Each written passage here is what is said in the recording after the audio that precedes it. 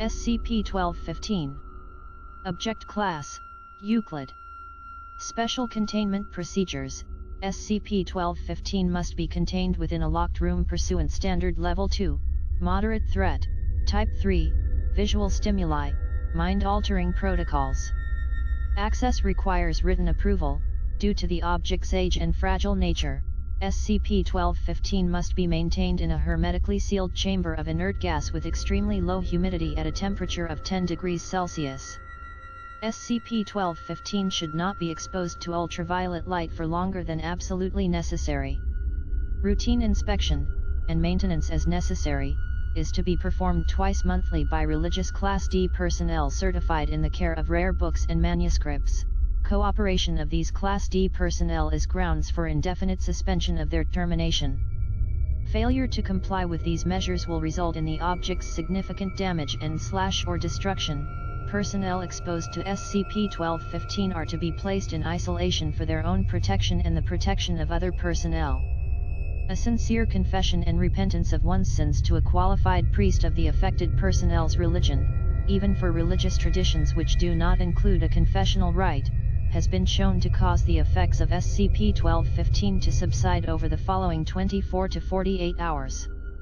For non-religious personnel, confessions to individuals holding doctorates in philosophy have proven effective in approximately 60% of cases.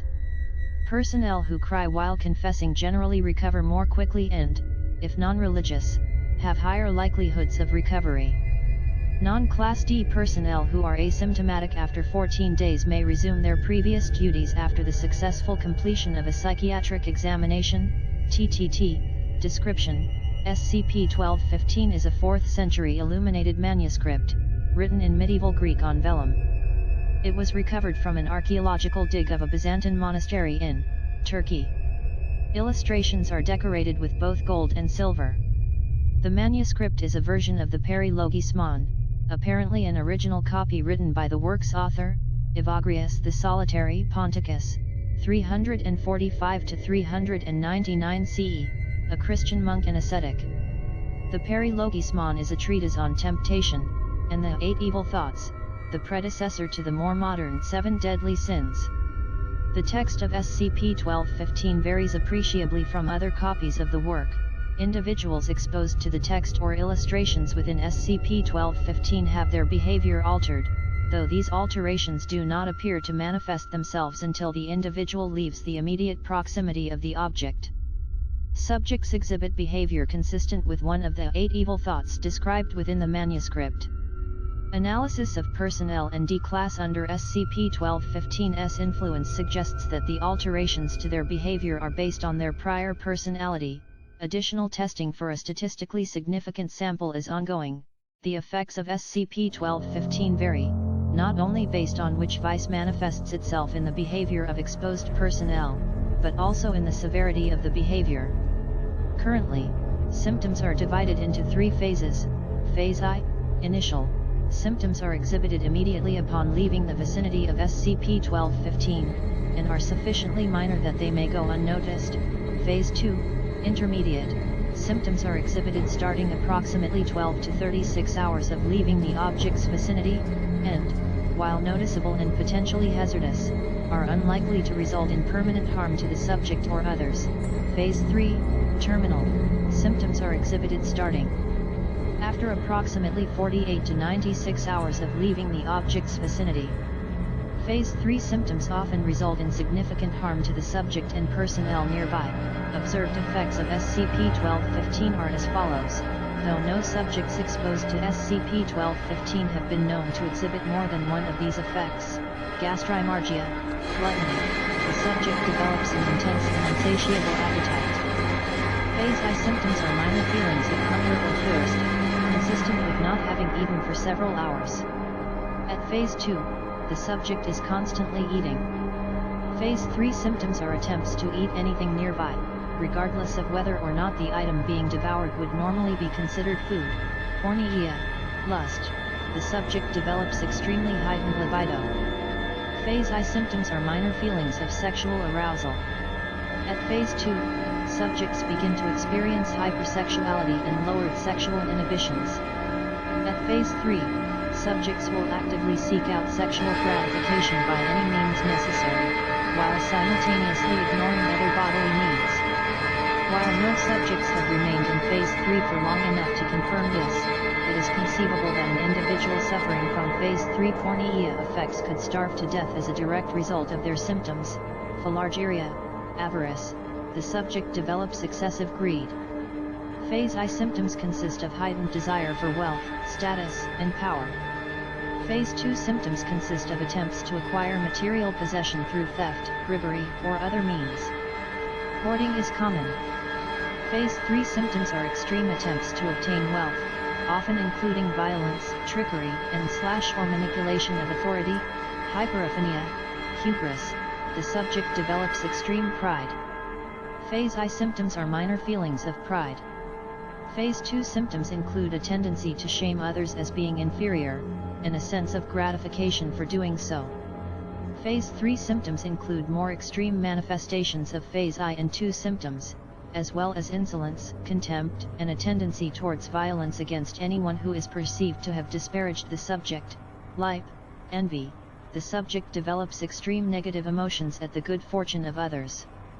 Phase I symptoms are minor feelings of jealousy.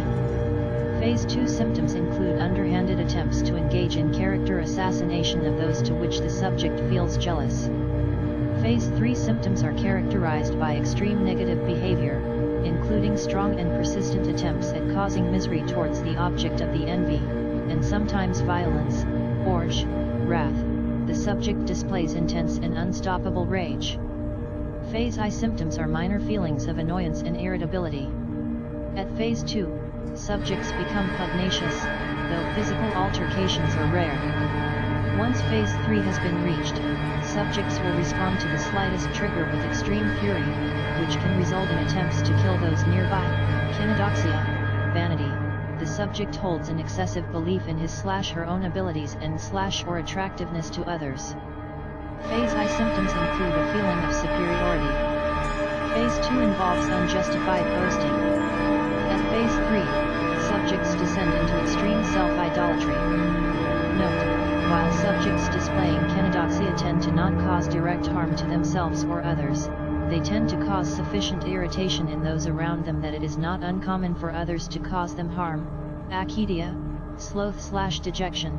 The subject suffers from extreme laziness and despair. Phase I symptoms include procrastination and minor feelings of sadness.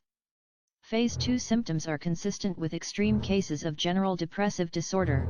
The subject has extreme difficulty mustering the energy necessary to perform non-essential tasks. At Phase 3, the subject becomes catatonic. History: Evagrius wrote the Peri Logismon as a guide for understanding and learning to overcome temptation. Records recovered from the dig site, see redacted, suggest that SCP-1215 was an attempt by Evagrius to create a morality tool for use by the mostly illiterate general population. Though SCP-1215 has demonstrated effective for its purpose, records found alongside the manuscript suggest it was written earlier, approximately 373 CE, than the more widely known version of the Peri Logismon, written 375 CE.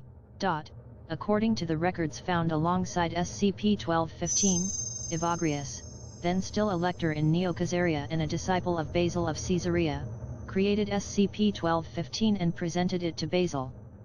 Basil, 329 or 330 CE January 1, 379 CE, an influential theologian later canonized as Saint Basil the Great, apparently rejected his pupil's creation, instructing it to be sealed away and that all subsequent versions of the work had to be substantially censored.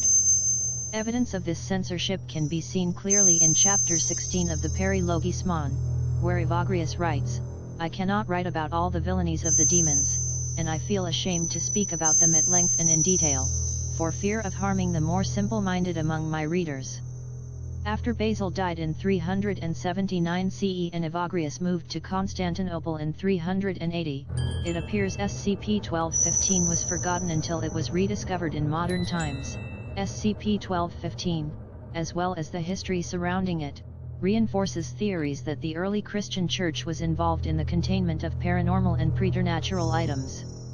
Saint Basil of Caesarea, who holds a very important place in the history of Christian liturgy and is regarded as a father of communal monasticism in Eastern Christianity, as well as a major influence on Saint Benedict in Western Christianity, is credited with having written no fewer than 3 prayers of exorcism.